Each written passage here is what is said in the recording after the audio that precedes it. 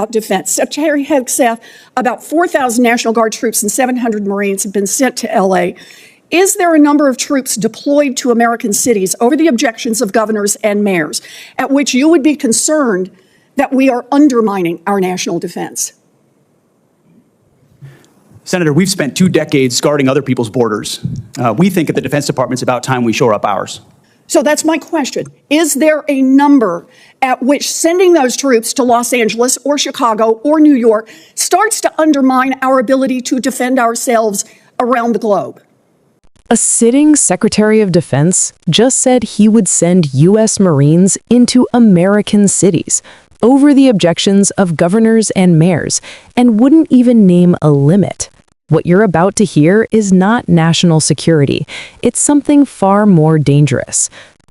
Thank you, Mr. Chairman. So President Trump has deployed the National Guard and then the U.S. Marines to Los Angeles over the objections of state and local officials, saying that the troops are needed to support immigration detention operations that are being carried out by ICE.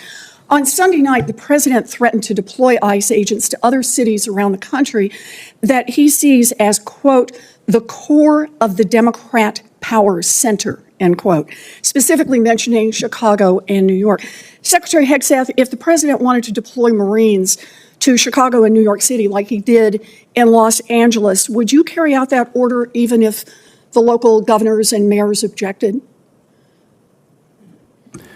Well, Senator, because Governor Newsom was unwilling to address That's not protecting my question. federal law enforcement agents in Los Angeles, President Trump had all the authorities, and the Defense Department happily supported defending our ICE agents in the conduct of their job. They have the right as Americans to be able to do their job without being attacked by mobs. And we will protect them in that process. And if other states needed it, we would provide that. I know that you heard my question. So you would be willing to send troops if the president ordered it to Chicago, New York City? That's right. Well, thankfully, New York City, unlike California, unlike Gavin Newsom, is willing to step up and address the issue with their local law I enforcement. will take that as a yes. How about if the president says he wants to send troops to 15 cities? Would you be willing to do that? Senator, I don't accept your hypothetical because That's a hypothetical. Not a real That's one. the question. You're the Secretary of Defense. Would you send troops to 15 cities if the president said do it? Would you do it? 15 cities. Again, Senator, it's a complete hypothetical lacking any context Look, at all. You're the Secretary and I refuse to of box Defense. myself in based on questioning on a hypothetical. But you're here asking for $1 trillion, and I want to know how you're going to spend it. And so my question is, if Donald Trump tells you to send troops to 15 American cities, are you going to spend the money and send the troops? Thankfully, we're spending money on securing our southern border, a way the previous administration abandoned and allowed Okay, so you're 21 not million gonna answer illegals to that enter our question country. So anyway. defending our homeland is a real serious priority under this administration, and we're doing I understand the question about defense. Secretary Hegseth, about 4,000 National Guard troops and 700 Marines have been sent to L.A.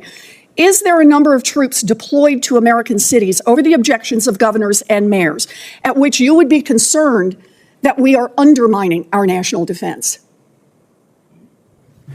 Senator, we've spent 2 decades guarding other people's borders. We think at the Defense Department it's about time we shore up ours. So that's my question. Is there a number at which sending those troops to Los Angeles or Chicago or New York starts to undermine our ability to defend ourselves around the globe? Is there a number? Senator, we look at capabilities and readiness around the globe all the time, and we're quite satisfied with our capabilities to defend the homeland, and we'll provide more if and when it's necessary. So you are satisfied with our capabilities. Let me just ask, have you actually done the analysis and figured out how many troops you can deploy domestically before you start to undermine readiness around the world? Have you done that analysis? Yes, ma'am. Then would you let the rest of us in on it? We are the Senate Armed Services Committee, and you're here to ask for $1 trillion. What's the number? We've got contingencies and plans for any number of capabilities should governors be unable, as Gavin Newsom has been, to actually secure his own federal agents in their cities. How many troops can you deploy domestically before you start to cut into our readiness internationally? As I said, previous administrations deployed our National Guard all around the globe in numbers far beyond what we were capable of supporting. So limited contingencies inside the United States to protect federal law enforcement is doable. If the Supreme Court orders you doable. to remove troops from American city streets, will you do so? Can you repeat the question, please? Yes. If the Supreme Court orders you to remove troops from American cities, will you do so? As I've said, Senator, I don't believe district courts should determine national security policy, but if the That was Supreme not my Court rules question. on a topic, we will abide by that. Okay. During her press conference last week, Secretary Noem said, "We are staying here to liberate the city from its mayor and its governor, people who were elected by a majority of voters." Secretary Hegseth is saying he is ready to deploy more troops and won't tell us what the implications are for our national defense. This is un-American and it makes us unsafe. I wish our Republican colleagues would speak up. What happened in this hearing wasn't just a tense exchange or another viral Senate clip. It was a rare moment where the machinery of government briefly stopped pretending and showed us how power is actually being understood inside this administration. Elizabeth Warren wasn't asking abstract questions. She was methodically testing the boundaries of civilian control, military restraint, and constitutional limits. And what made this exchange alarming is not just what Secretary Hegseth said, but what he refused to say. Let's start with the core issue. The United States has a long-standing principle that the military is not a domestic police force. That's not a technicality. It's a lesson learned the hard way, from monarchies, from dictatorships, and from countries where soldiers are used to intimidate political opponents rather than defend the nation. That's why governors normally control the National Guard. That's why deploying active duty Marines inside U.S. cities is supposed to be an extraordinary last resort measure. And that's why consent from state and local officials has always mattered, not just legally, but democratically. In Los Angeles, that norm was overridden.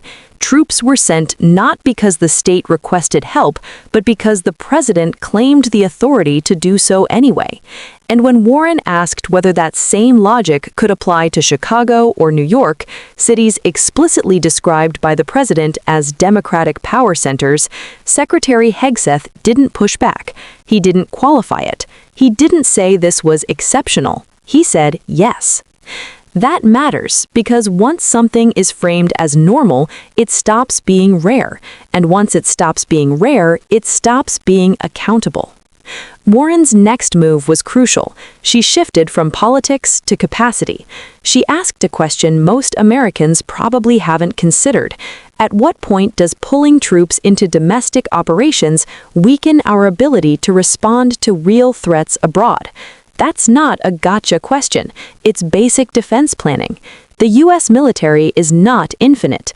Troops deployed domestically are troops not training, not rotating, not positioned overseas. Readiness isn't just about numbers. It's about fatigue, logistics, and mission clarity. Soldiers trained for combat are not trained to navigate civilian protests, immigration enforcement, or political demonstrations. That mismatch increases risk for everyone involved, including the troops themselves. So when the Secretary of Defense says the analysis exists but refuses to share it with the Senate Armed Services Committee, the very body responsible for oversight and funding, that should stop us cold. Because Congress isn't a formality, it's the check. If lawmakers don't know the limits, then there are no limits. And if there are no limits, then power flows in only one direction. The most telling moment came when Warren asked about numbers, not hypotheticals, not motivations, just numbers. How many troops can you deploy domestically before global readiness is compromised? Hegseth wouldn't answer. That silence is revealing. In government, refusing to name a threshold usually means you don't want one. It means flexibility matters more than guardrails. And flexibility in the wrong hands becomes discretion. Discretion becomes precedent. Precedent becomes policy. Then came the judiciary question. If the Supreme Court ordered troops removed from American city streets, would the secretary comply? The fact that he first pushed back, questioning whether courts should even weigh in on national security, should concern every American, regardless of party. Because courts are not advisory bodies. They are co-equal branches. When executive officials start signaling discomfort with judicial authority, that's not strength, that's erosion. and it connects directly to the rhetoric we're hearing elsewhere. Language about liberating cities from elected leaders. That is not law enforcement language. That is occupation language. Cities are not enemy territory. Mayors are not insurgents. Voters are not obstacles. The danger here isn't just abuse, it's normalization. The idea that political disagreement can be reframed as a security threat, that dissent can be met with uniforms instead of ballots, that force can substitute for consent. Elizabeth Warren called this un-American not as a slogan, but as a diagnosis. Because American democracy depends on civilian authority, transparency, and restraint. It depends on leaders who understand that just because you can exercise power does not mean you should. And when one party goes silent in the face of this expansion, when no red line is drawn, that silence becomes complicity. This isn't about Los Angeles alone. It's about whether there is still a shared understanding that the military belongs to the Constitution, not to any one president. And that's why this moment matters. If this kind of questioning matters to you, if you believe democracy requires explanation, not just outrage, then stay with us. Subscribe, share this with someone who thinks this is no big deal, and keep watching closely, because the most dangerous shifts don't happen loudly. They happen when the rules quietly stop being enforced.